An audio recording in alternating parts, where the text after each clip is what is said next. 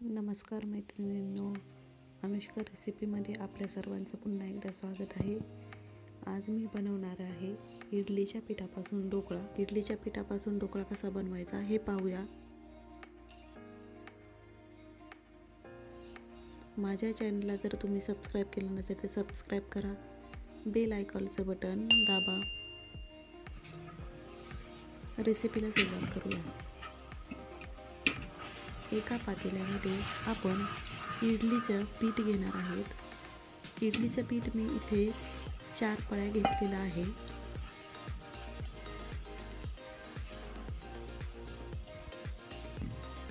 आणि 4 पळ्या पीठ घेतलेलं आहे। त्यामध्ये चवीनुसार मीठ, 1 मोठा चमचा जिरं आणि 1 चमचा लिंबाचा रस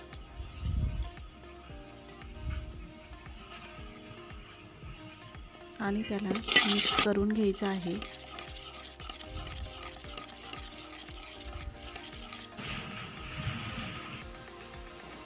इथे मी ताट घेतलेला आहे आणि त्या ताटाला मी तेल लावून घेणार आहे। पूर्ण बाजूने आपण तेल लावून घ्यायचं आहे। इनो आपल्याला 1 चमचा घ्यायचा आहे।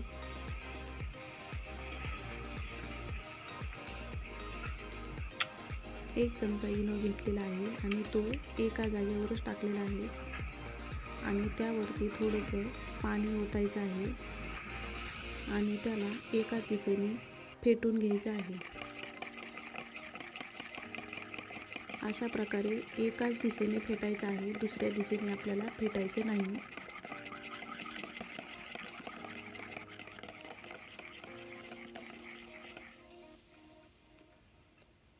या ताटामध्ये हे फेटलेलं मिश्रण आपण ओतून घेणार आहेत। त्या ताटाला आपण तेल लावलेलं होतं, त्याच ताटात आपण ओतून घेणार आहे। ते पाणी गरम होण्यासाठी ठेवलेलं होतं आणि त्यामध्ये मी अशा प्रकारची वाटी मांडलेली आहे आणि त्यामध्ये ताटामध्ये मिश्रण ओतलेलं होतं ते आपण ठेवून घेणार आहेत आणि त्याच्यावरती झाकण ठेवायचं आहे। 10 मिनिटं। 10 मिनिटानंतर हे आपलं झालेलं आहे। आता हे झालेलं आहे हे कसं ओळखायचं ते आपण एका चाकूच्या साहाय्याने ओळखणार आहे। अशा प्रकारे चाकू त्याच्यामध्ये घालून त्याला जर चिकटलं तर ते झालेलं नाही आणि हे आपलं चिकटलेलं नाही म्हणजे आपला ढोकळा झालेला आहे। हा आता आपला इडलीचा ढोकळा तयार झालेला आहे। आता त्याच्या फोडणीसाठी कढईमध्ये 2 पळ्या तेल घालून घेतलेलं आहे। त्यामध्ये अर्धा चमचा मोहरी, 1 चमचा जिरं, कढीपत्ता, 5-6 हिरव्या मिरच्या त्या व्यवस्थित हलवून घ्यायच्या आहेत। 2 चमचे लिंबाचा रस,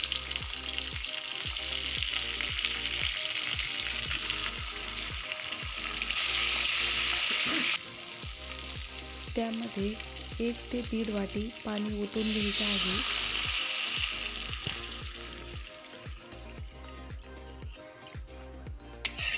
आणि त्याला व्यवस्थित हलवायचं आहे।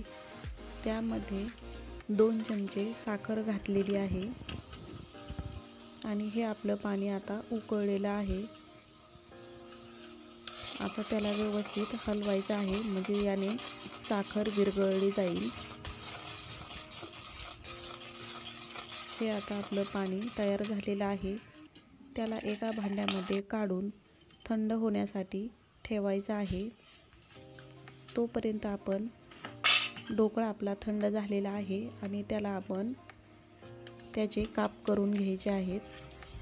अशा पद्धतीने त्याला उभे आणि आडवे काप करून घेणार आहेत।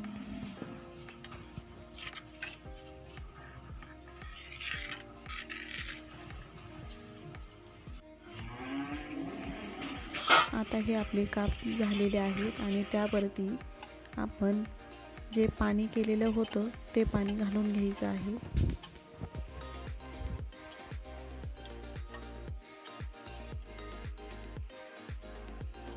वरतून थोडीशी कोथिंबीर घालून घ्यायची आहे।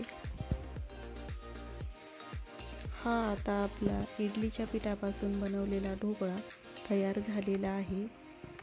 अशा पद्धतीने तुम्हाला जर हा व्हिडिओ आवडला असेल तर आमच्या चॅनलला सबस्क्राईब करा, बेल आयकॉनला टच करा आणि तुम्हाला व्हिडिओ आवडला असेल तर कमेंट करून ज़रूर कळवा आणि आमच्या व्हिडिओला लाईक करायला विसरू नका। चला तर मग आपण पुढल्या रेसिपीला भेटूया आणि व्हिडिओ पाहिल्याबद्दल तुमचं मनापासून धन्यवाद।